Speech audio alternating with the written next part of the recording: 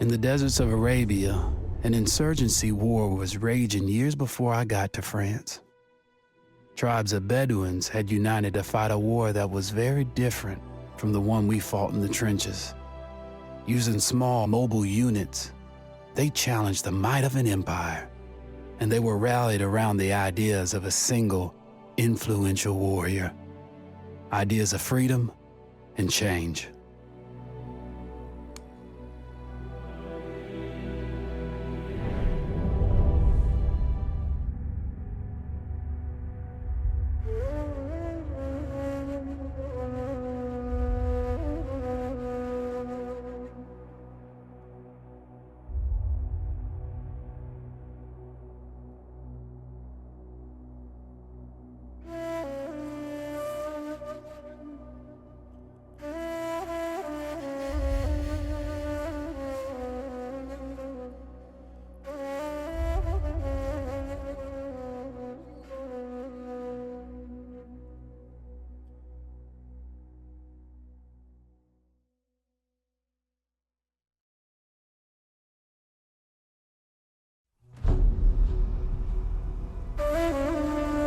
The Arabian Desert, a vast ocean of drifting sands and scorched, sun-baked rocks. Beneath these endless dunes, oil, the lifeblood of our new mechanical century. For more than 400 years, the Ottoman Empire has ruled these lands, controlling all that's to be found here. But the Ottomans do not rule unopposed. Small bands of Bedouin rebels have united to overthrow the empire. They strike without warning and then vanish into the desert. Fighting alongside them is a lone British officer whose exploits have earned him wide renown. The world has taken to calling this man Lawrence of Arabia. In the desert, you rely on good planning, but you also hope for a dash of luck. And luck was with us when we learned of a recently derailed Ottoman train carrying a most interesting piece of cargo.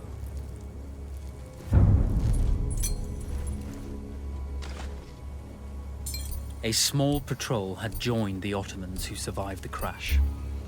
Together, they guarded the wreckage and waited for reinforcements.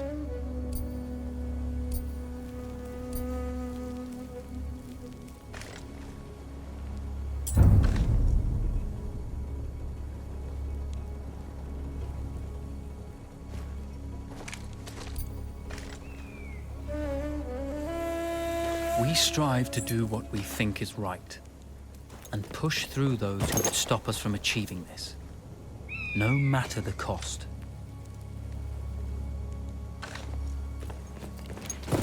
A lone fighter has just one advantage over a large enemy force. A lone fighter can move unseen.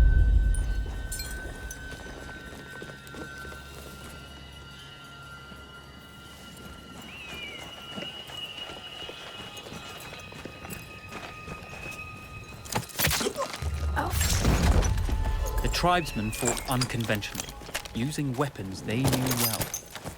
Endurance, individual intelligence, and courage were their primary assets.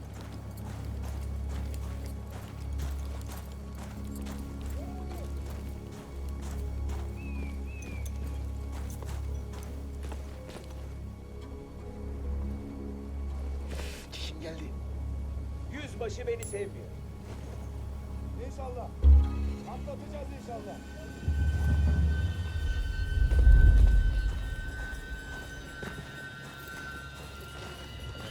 Ağzıma sıç.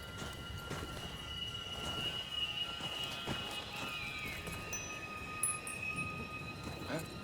İyi lan.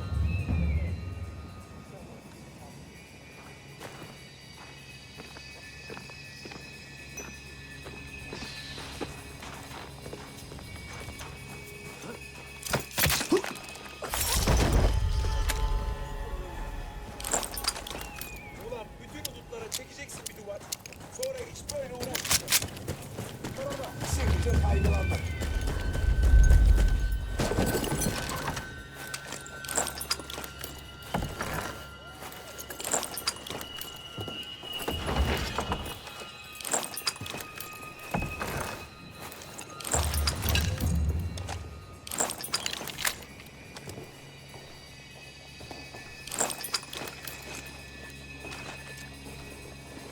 Allah'ıma kitabım, burada bir şeyler var.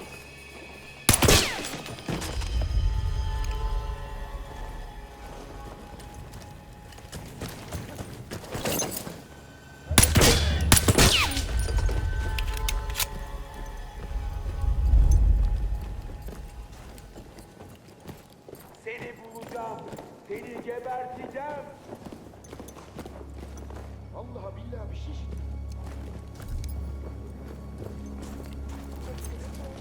Ben de bir şey. Amına koydum ama değil mi? Allah'ıma kitabım, burada bir şeyler var.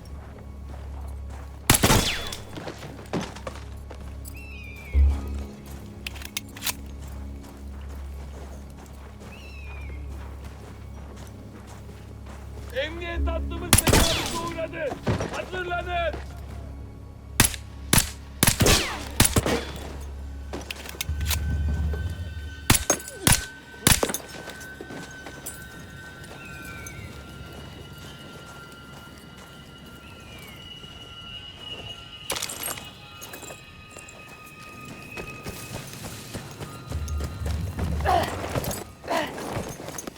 When your enemy has better weapons and better equipment than you, steal from your enemy.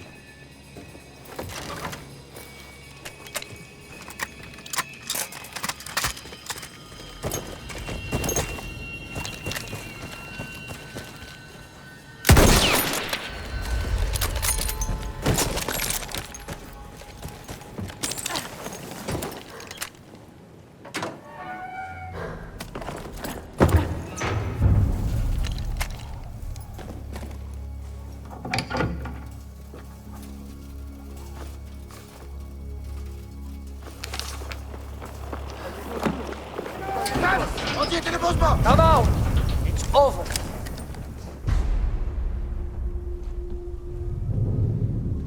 Well, you did not think we would be fast enough to catch you here, did you? Lawrence of Arabia.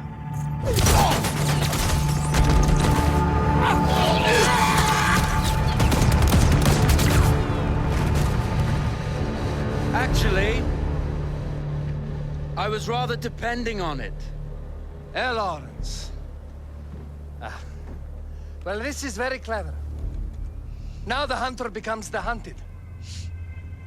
So who might you be? How enchanting you are, my dear. Ahmed. I'll show you enchanting.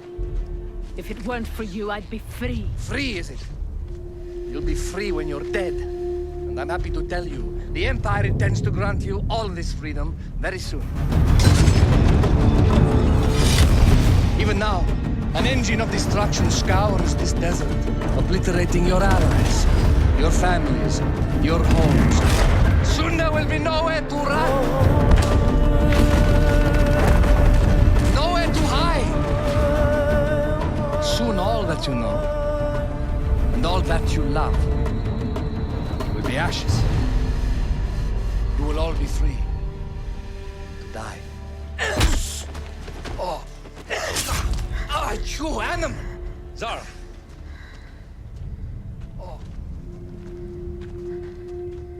Now, I understand that you would like nothing more than to strip the flesh from that man's feet and send him off into the desert naked to die. But think about it. You're right. I'm sorry. My friend here, she can be a little brusque. You're going to tell me how to lie to your train, so we can lure it into a trap and destroy it. Impossible. To even begin to talk to that train, you would need an entire book of communication codes. Oh, like this one, you mean? You can never stop the progress of machines! One day, the whole world will take your lands and the precious black gold beneath its sands. We shall see, my friend.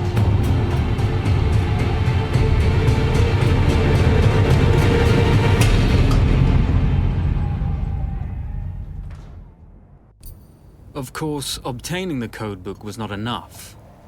To destroy this Iron Dragon, this Canavar, as the Ottomans have named it, we had to send it 3 encrypted messages telling it to stand down. There were Ottoman outposts scattered along the railroad tracks. The commanders there carried high-priority message capsules. We had to use those to send our orders. Infiltrating the village wouldn't be easy. A full detachment of Ottoman soldiers had occupied it. The Ottomans had chosen an isolated location for their desert outpost. It seemed lightly defended. It was also well stocked with arms and equipment. The ancient ruins were all that remained of a civilization now lost to time. The Ottoman Empire brought in the modern world with a host of armored vehicles and field guns. 3 commanders to eliminate, 3 personal message capsules to be stolen, and then sent with our false orders. How Zara tackled this dangerous and audacious mission was up to her.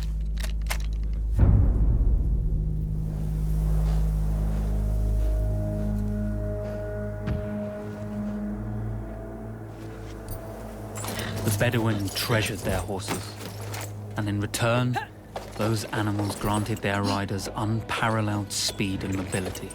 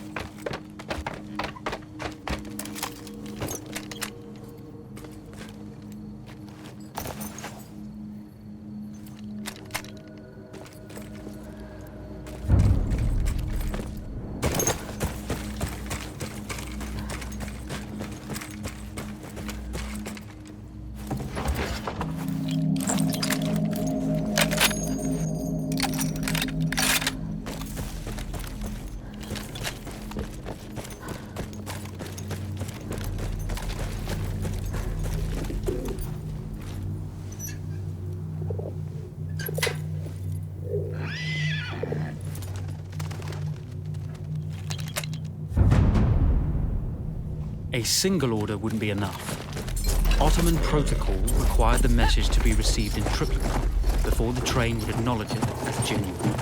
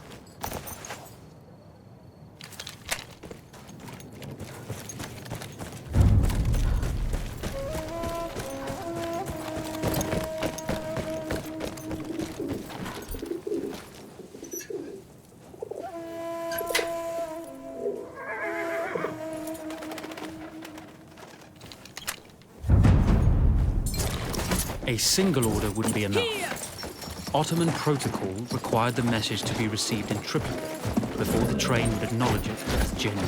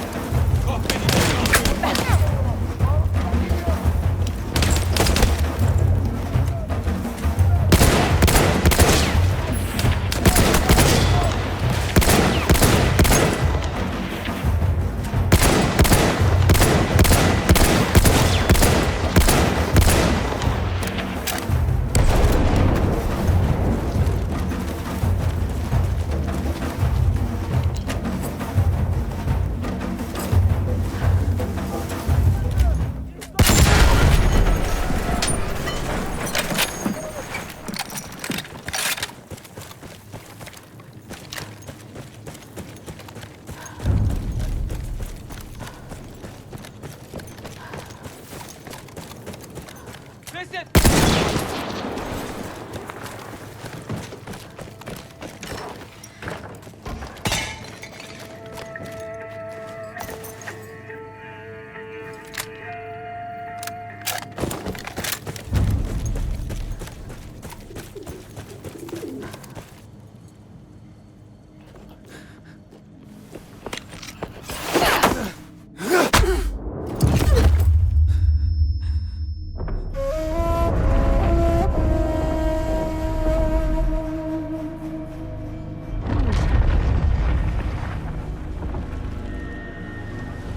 You see, the message had already been sent, my dear.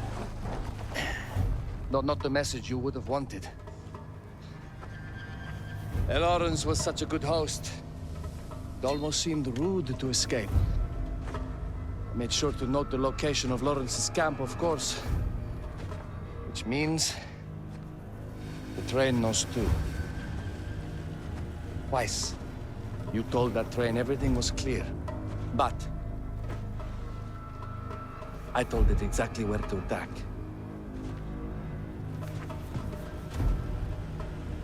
The beast has your scent, my dear.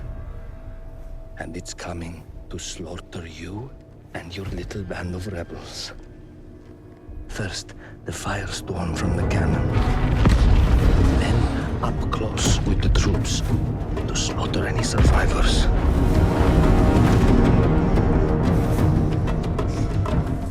The legend of Lawrence of Arabia dies tonight.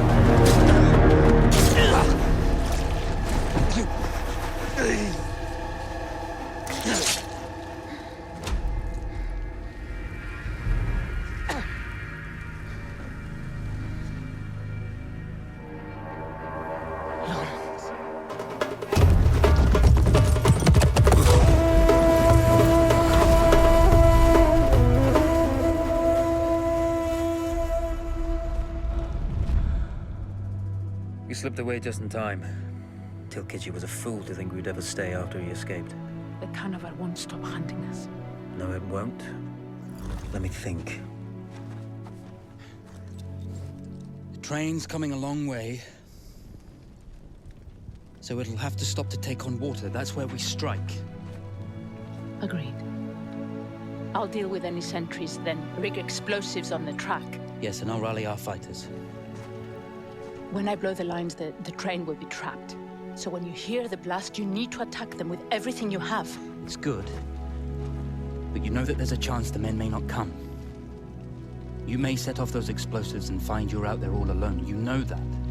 I guess I won't know either way until I set it off.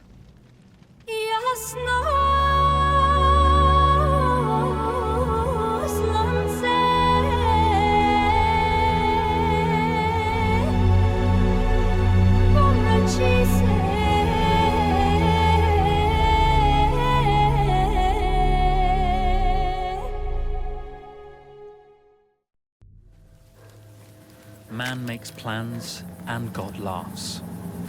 As it turned out, the small town where we would ambush the train had a significant enemy presence. Those troops would have to be dealt with before the explosives could be set.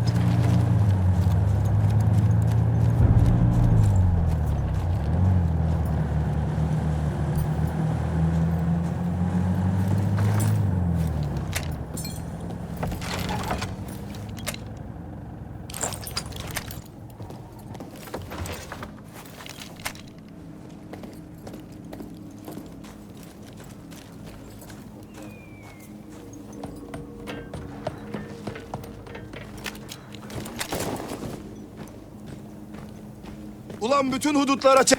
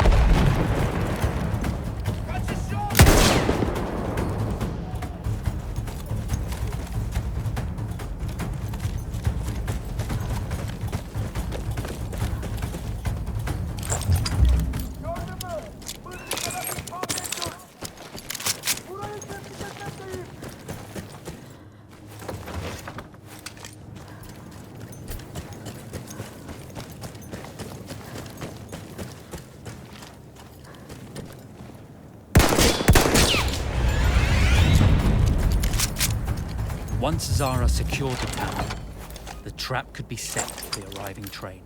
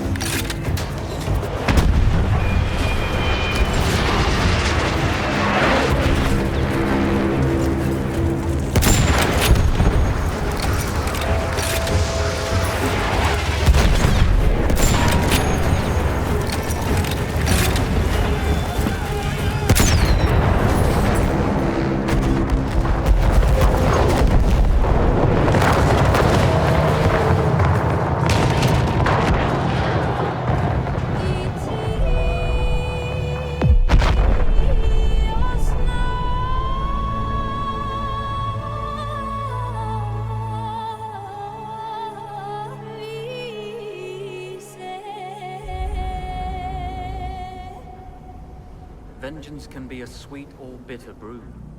How did you find it, Zara?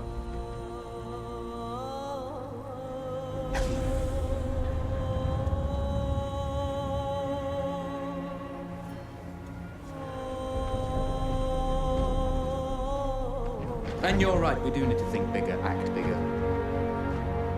Maybe even the Suez Canal.